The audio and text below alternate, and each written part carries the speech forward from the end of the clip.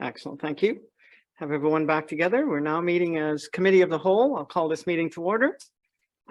Council, is there any declaration of interest, pecuniary or otherwise? Seeing none, I would just say if one does come up during the course of the meeting, I would ask you to declare it at that time.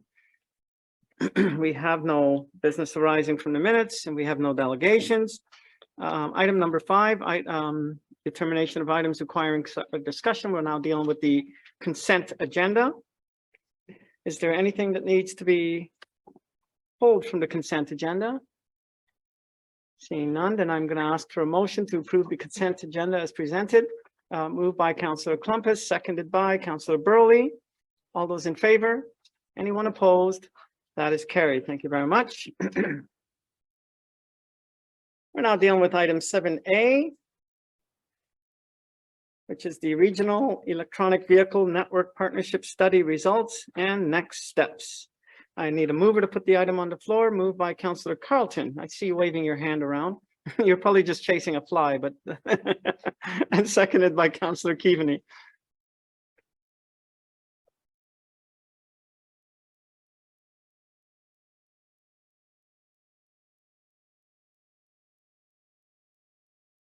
Great. Thank you for your time this morning, Council.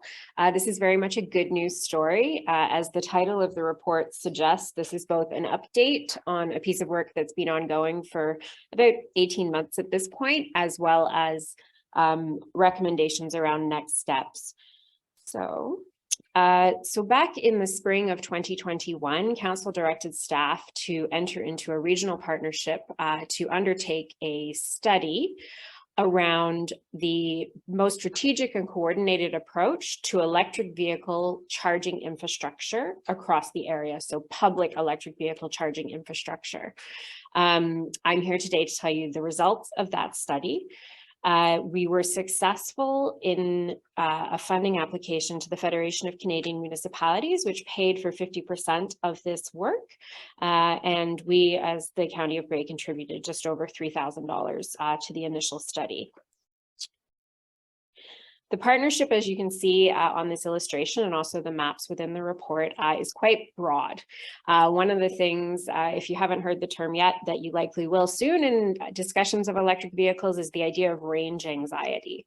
People have a lot of concern that they're going to run out of juice, and that when they do run out of juice, unlike the gas station they're used to hopefully being able to find relatively close by, there may not be an electric vehicle charging station. And so in an effort to open up this region, so the region covered by ourselves in the County of Grey, the County of Wellington, the County of Dufferin, the counties of Perth and Huron, as well as the cities of Stratford and St. Mary's in the County of Perth and the County of Bruce, we wanted to basically understand where would electric vehicle charging infrastructure need to be installed that an electric vehicle driver could feel comfortable that across this entire region, they would be able to fuel up if they needed. So basically they could travel across this region without concern. Specifically, in undertaking this work, there were a number of pieces. So there was a survey conducted, both of current electric vehicle drivers in the area and proximate to the area, so the kind of folks who maybe live in the GTHA or even down in the US, but who might be vacationing in Grey County with an electric vehicle. And then also a survey of just over 1,000 residents of the study area, whether they own an electric vehicle or not, in an effort to understand from them how this kind of charging infrastructure might support them. So we conducted these 2 surveys. We also assessed current, existing, and planned infrastructure to enable us to do a gap analysis. Based on that, we also worked collectively as a partnership to identify siting criteria, which I'll speak to later in the presentation. So where should we be putting these things?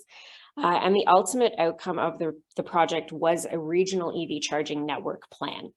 So a strategy that identified how many stations are needed, where they should be located, and what level of charging would be most appropriate. In terms of how this work was conducted, we at Grey County were lucky to benefit from the County of Dufferin taking on the project management of the project and sort of working with that group of partners that was identified. along with the Nuclear Innovation Institute, who acted in an advisory capacity. And we contracted an organization called the Community Energy Association to actually undertake the work. I'm going to go through this relatively quickly, but just certainly for me, I had a pretty steep learning curve around electric vehicles, and it can mean many different things. So firstly, there are three types of electric vehicles. The first is a hybrid vehicle. You can't plug this in. So this is just using technology. So you've both got an internal combustion engine and a battery, and when you're braking or when you don't need to be using the internal combustion engine, it switches over to electric. You won't even know it's happening. You just drive it like you would an internal combustion engine. The second is a plug-in hybrid. So it's a vehicle that still has an internal combustion engine in it, but again, it has the battery and you can plug it in. So here you're able to extend the range by plugging in, and it's going to operate in a zero emissions capacity more frequently. The third type of electric vehicle is a fully electric, battery electric vehicle. So this kind of car, there's no internal combustion engine. You're going to save a whole bunch on maintenance because there's a fraction of the moving parts in an internal combustion engine. Your brake pads are going to last you 300,000 kilometers. And you have to plug it in. It needs to be plugged in to be charged. If it's not plugged in frequently enough, you're going to run out of juice. And in terms of the federal government's mandate, their mandate is that all light duty vehicles, so passengers and even small trucks and SUVs, need to be zero emissions. So effectively a battery electric vehicle or something similar by 2035. So there's a reasonable chance that the next car you purchase, if you've recently purchased a car, depending how long you hold on to it, it's going to have to be zero emissions. And so we're going to need the infrastructure to support these kind of vehicles. What does that infrastructure look like? Again, not as simple as a standard single kind of gas pump where it's one size fits all. There are three different kinds of basic types of chargers. The first is level 1 charging. And so this is kind of your emergency charge. So this was basically if anybody in their home could run an extension cord out their front door, plug their car into it, charge it up. It's going to take you probably 24, 48, maybe 72 hours from an empty battery to fully charge. So this is not a viable solution in most instances, but just to know that you can charge an electric vehicle with a standard plug. Level 2 charging is the kind of charging that most people would have in their own homes. So this is the kind of outlet you would have on a stove or a clothes dryer. It's a bit more heavy duty. It's a 240 volt charge. It's alternating current, not an electrical engineer, but these are the specifications for this. From an empty battery, it's going to take you 8 to 12 hours. So when we talk about level 2 charging, it's great for at-home charging. You go home after work, you plug in your vehicle, it's ready for you the next day with a full charge. In terms of public charging, level 2 charging infrastructure is most appropriate somewhere where someone's going to stay. So somewhere where they're going to maybe go, for example, Scandinav Spa, and spend the day there, somewhere where they're going to be for a number of hours. That's a level 2 charger. The fastest kind of charger, which is the focus of the next steps of this report, is called DC fast current charging or level 3 charging. This requires 3-phase power. It's a more serious piece of equipment, but it does allow a battery to be fully empty, to be recharged in sort of 40 minutes to an hour and a half. And oftentimes plugging in for even 15 to 20 minutes is going to be enough to top up your tank. So when you see the kind of chargers that the provincial government is installing at the en routes on the 400 series highways, those are level 3 fast chargers. So these are more like an en route stop. You stop, you top up, you keep going. So they're not somewhere something we would install in a destination, but again, rather something to extend the driver's range. So in the study that was undertaken, we first looked at the existing infrastructure. So the map on the left of the screen are those level 3 fast chargers that existed in early 2021.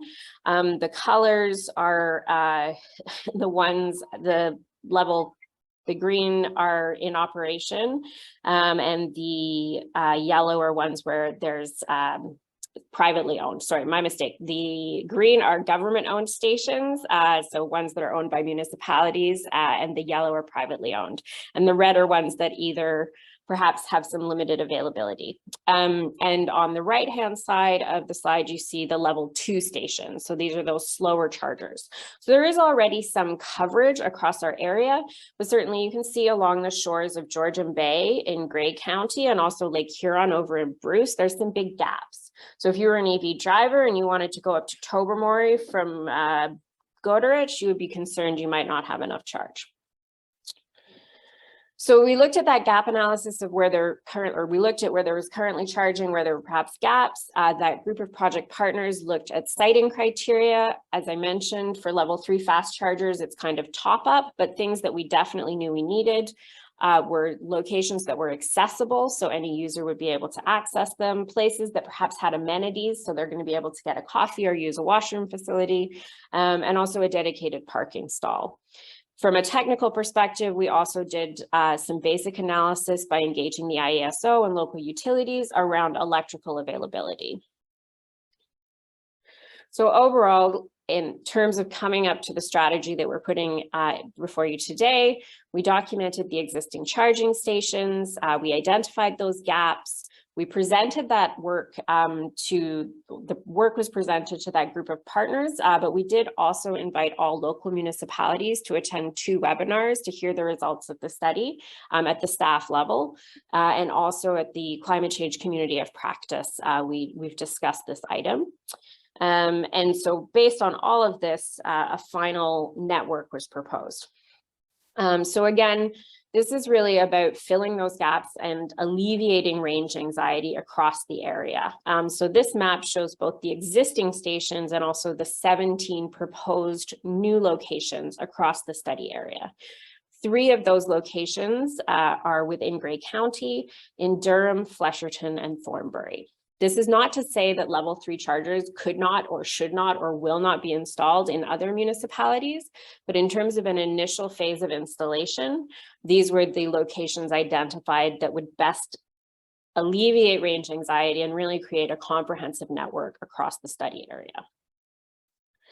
This is an example of a similar effort at charging networks out west. So it's really being used as an economic development and tourism driver by saying that we know increasingly, especially in urban areas, there is an uptake of electric vehicles. So if we're hoping to attract tourists who have electric vehicles, being able to market and present a comprehensive network of charging is really to our advantage. And so these are a couple of networks that Community Energy Association has been part of out west. So in terms of next steps, we have this strategy which has identified locations, and what we're proposing today as staff is to move forward and continue the successful regional partnership.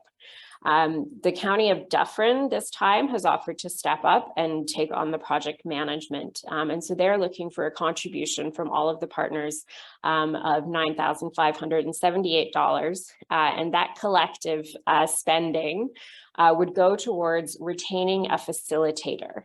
And so this facilitator is a role that has been played in some of those Western Canadian networks, where basically they would stick handle our competitive procurement process for a private sector third-party implementation partner. The cost of installing a level 3 charger ranges between $100,000 and $150,000. And then to the ongoing operation and maintenance, of course, also has resourcing implications. And so a successful model we've seen is for municipal governments to basically support the identification of where these chargers should go, but then working with a third-party private owner operator. So we would receive the benefits of being able to market our area as EV ready. We would receive the environmental benefits of the reduced emissions from electric vehicle usage, but we would not be responsible for the installation cost or the ongoing operation of the chargers themselves. And so for the next phase of work, we would work with a facilitator to run a procurement process for this third-party installer. And the facilitator would also help to support any capital funding applications. There's federal dollars available to support charging infrastructure installation.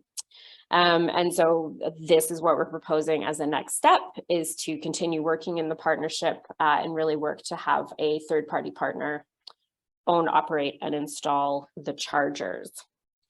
Thank you, and very happy to answer questions. Well, thank you very much, Linda. And this is really exciting. And it's been a while in the making. I kept asking questions. Where is this at? Where's this at? It's nice to see this coming to fruition. Council questions. Councillor Burley. Thank you very much for a great report. It's good to see it coming. The question kind of mind, your group, have you, or do you look at the capacity of the grid to be able to service all these things?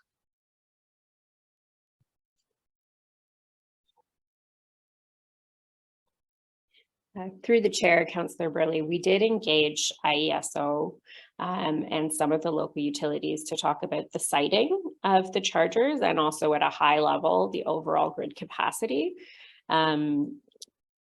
The direction we've taken is, given the federal mandate and also the increased provincial interest in electric vehicles, that on each site there would be the need for an electrical analysis, and we understand that these locations are appropriate, and certainly before anything would be installed there would be further analysis of the electrical capacity. In terms of the overall grid capacity, that's really the work of the utilities, and we need to move forward to fulfill, I guess, the federal mandate around being electric vehicle ready and allow other orders of government to manage the grid, which is their responsibility. Thank you. Councillor Mackey, you're next. Thanks, Mr. Warden. Thanks, Linda. I know we're going down the electric vehicle road. I'm just wondering, the comment, the strategy recommends that small and rural municipalities not own the level 3 fast chargers due to the capital cost and asset management cost burden. So they're recommending us not take that on. Who is taking on that risk?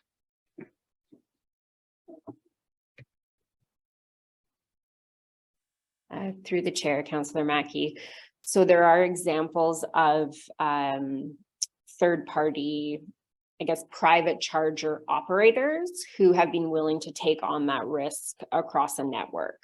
So I'm trying to think of the name of the one that I most recently crossed paths with. So there's Flow, which is a charger. So Ivy Network is one example. So the Ivy Network is the private partner that the provincial government has worked with. There is a local private sector charger operator whose name is escaping me, who's worked in Bruce County, but there is a business case to be made for operating a level 3 charger.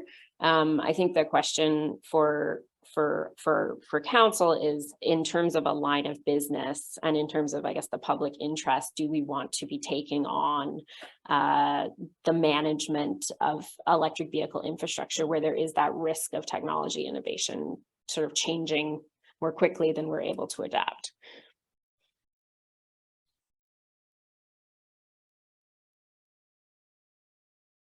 Thanks for that response, Linda. Do you have any idea how many chargers would be put into these sites?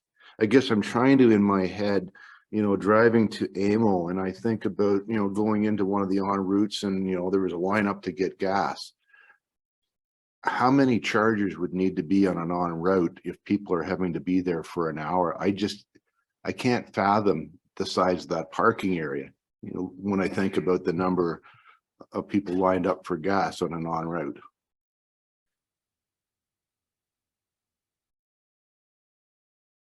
Through the chair. So much like sometimes I do, but many of us will not have an empty gas tank when we go to the gas station to fill up. The assumption is that in charging an electric vehicle, similarly, it would not be that full period of an hour to charge. It would more likely be a 15-20 minute top up. But in terms of the number of chargers needed, so the study is recommending, as a phase 1 rollout, at least 2 chargers in each location. This is not saying this is all the chargers we will need for the next 15 to 20 years. This is really about the next 5 years. So based on the current level of EV usage and the predicted level of EV usage, the belief is that having 2 additional chargers, at least in all 17 of these new locations across the region, would be adequate.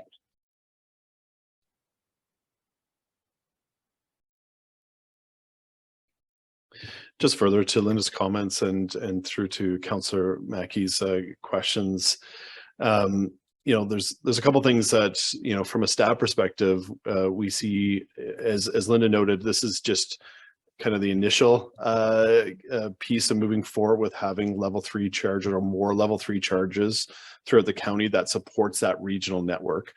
But it does allow for municipalities, if we have someone owning and operating and managing those level 3 charges, allows then further financial resources to be allocated towards things like our corporate fleet and getting ready for EV for corporate fleet, or looking at level 2 chargers, which I know a number of municipalities are already looking at as part of their communities as well. So there's opportunities to look at. Plus, you know, this is just a starting point, I think, in terms of what we're going to see in terms of the need for level 3 chargers.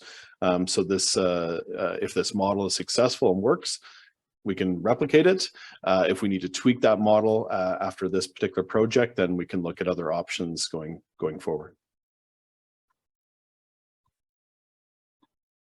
Thank you. Next is Councillor Gamble.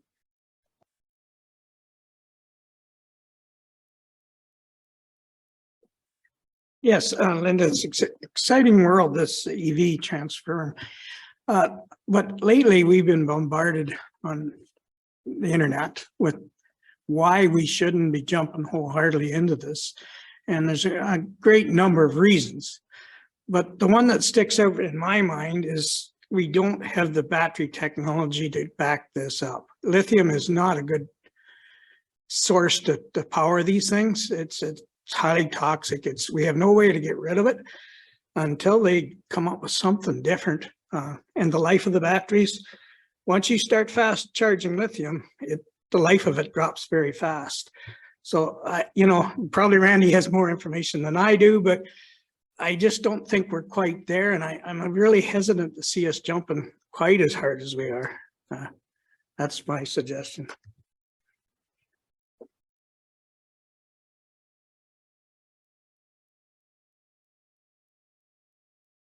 Thank you. I think that's a really great comment to raise, that the fast charging does have an impact on the batteries, which reminds me in the earlier question, Councillor Mackey, something that I don't always remember is, unlike internal combustion engines, where every time you fill up, it's a gas station, most of the times an electric vehicle owner is charging their vehicle, it will be at home with a level 2 charger, because of the exact reason you raised, which is to constantly be doing a fast charge is going to have real impacts on your battery life. And I think, I mean, absolutely, we don't want to rush into this. And I would suggest that this kind of financial investment at just under the $10,000 mark, and also looking at 3 chargers in Gray is a relatively kind of moderate approach to rolling out this infrastructure. And again, there are, with the federal mandate, you know, we need to be responsive to what we're being told is going to happen. And I think in terms of battery innovation, there's a great example just across the road from us of a local company that does mining equipment that's battery operated, where they're saying, you know, we can't have emissions down in mines.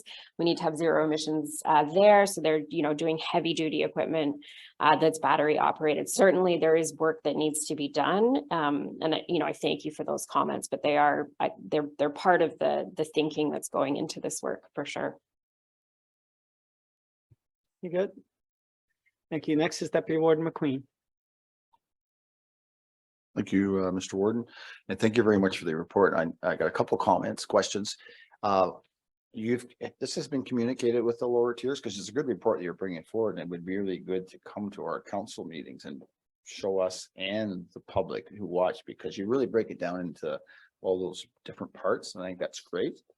I just wonder, going on what Councillor Campbell is saying with regards to, I think personally myself, I can see where probably every household will move toward electric vehicle. Like I look at ourselves around the table. We come here today, for me, it's probably a couple 100,000 round, 200 kilometers round trip. So I have it plugged in. I drive here, tour around Owen Sound, spend some money in Owen Sound and then go home, which would be fine because that charge would, I think they're getting to the point where it's what, 500, 600, 700, they're getting more kilometers out of that trip. But as Councillor Mackey says, to make a trip for a 5 or 6, 8 hour trip, maybe a different thinking. And I think that's maybe where some of that plug-in hybrid comes into play versus your full electric. It depends on what your driving needs are, I think. So I think there maybe have to be some flexibility, I think, with that mandate, just depending on what's there and charging capacity and stuff, because certainly I would agree that charging it at home when it's cheap at night, you go for your trip, go to work, that makes sense. Like you can see that happening, right? It's just the long haul and stuff like that, or certainly wintertime, we know that is also an issue too, that can be an issue as well, right? And it's always the question that I've heard is, if you're stranded in the middle of winter on a road, do they have the supercharger that comes out and boosts your car and gets you going again? And I don't know. I guess those are down the roads, and I think we have to be very open-minded on this, and that's what we are all about, right? And so very positive. I think it would be great if you could showcase this to our lower tiers, because we're all going through this as well. And I think you've done a lot of research here, and it's going to be, we're going to evolve as we move forward as well, right? And trials and tribulations as everything else. It's new technology, right? So thank you for that. Thank you. I do not see any other hands. So perhaps it's time to call the question on the motion before us. All those in favor? Anyone opposed? That is carried. Thank you very much. We're going to be going into closed session. We want to make an indication about who needs to stay, and Do we have a list of who's staying? One or three of us, Sandra and Geraldine and Anne Marie. And communications. And myself and comms and clerks. do they know that? You want to say Is it? that in the motion?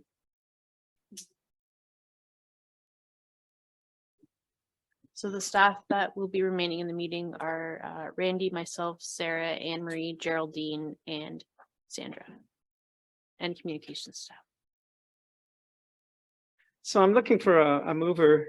So if it's moved by, and I'll ask for a hand in a second, that the committee of the whole does now go into closed session pursuant to section 239 sub 2 of the Municipal Act 2001 as amended to discuss union relations and negotiations matter. And number one is labor relations or employee negotiations. So moved by Councillor Carlton, you're looking at me, and seconded by Councillor Robinson. All those in favor? Anyone opposed? See no one opposed, that's carried.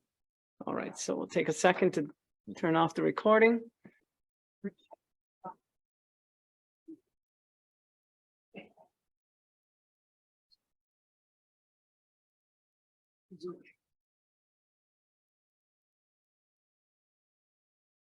Great, thank you. We are now back in open session. I would indicate for the record that we discussed only the items indicated on the agenda, nothing else.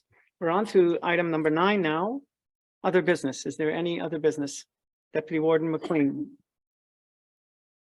Thank you, Mr. Warden, and I do stand corrected. I looked up the terms of reference for the Agriculture Advisory Committee. And there is representation both from Grey County Federation of Ag, Christian Farmers, National Farmers Union, representatives from Grey County Ag Services, commercial livestock, grain and fruit, vegetable producers, agriculture business suppliers, ag tours, operators and owners, and representatives from field to table. I know when we originally set up the terms of reference, the OFA, but it got changed. So I stand corrected on that. I just want to put that into the record. Thank you. Thank you, sir. Anyone else with, Councillor Body. Thank you, Warden Hicks. I didn't want to raise this in good news and celebrations because it isn't. Press releases just come out from the city of Owen Sound this morning. Last Friday, all of our beautiful birds at Harrison Park were discovered to have an avian influenza. The Canadian Food Inspection Agency has been contacted and they come in and take over. There had been an outbreak, I think in West Grey or Hanover in the spring, and one in Nawa-Shingaming as well, and there's others around the area. We unfortunately are going to lose all of our birds at Harrison Park that have been something that people have come to see for years, and it is a big loss. Luckily, at this moment, we've been able to take the swans that were originally gifted to the city of Owen Sound to the mayor by King George V in 1912. So it's been a long bloodline of swans that you see around Harrison Park and around Owen Sound are isolated. We keep our fingers crossed that we can save them and keep them going. The main issue, of course, is wild birds spreading this.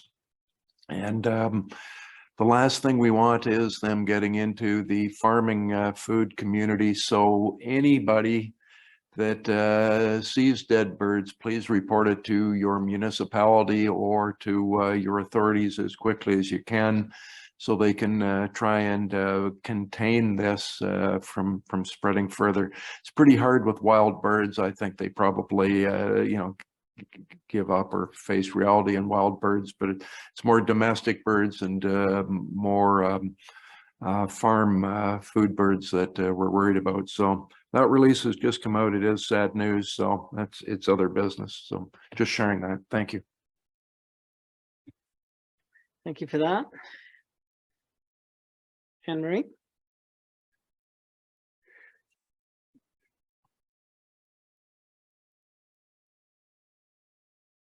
I just wanted to bring to attention on everyone's desk, there is a poster for our new short-term shelter program.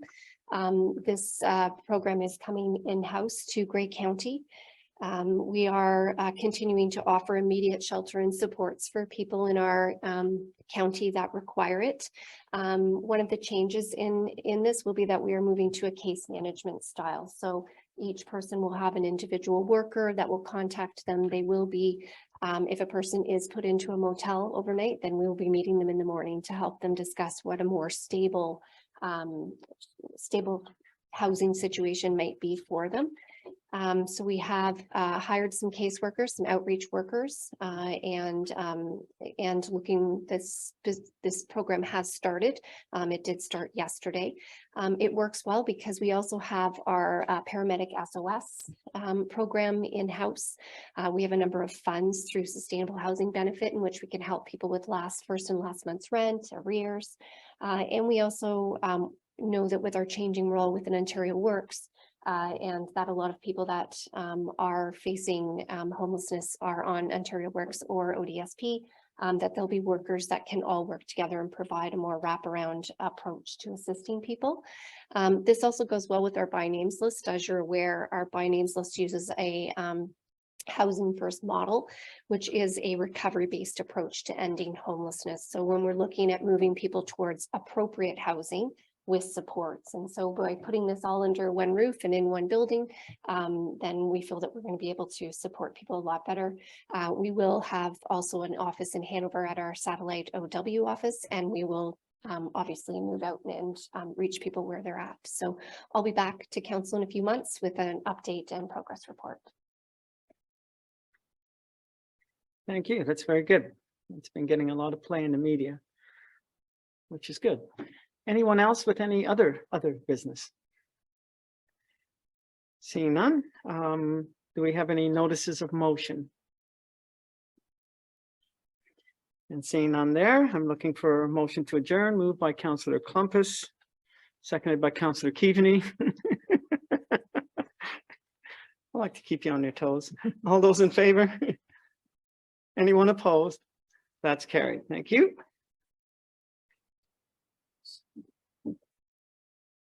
Thank you, Sue.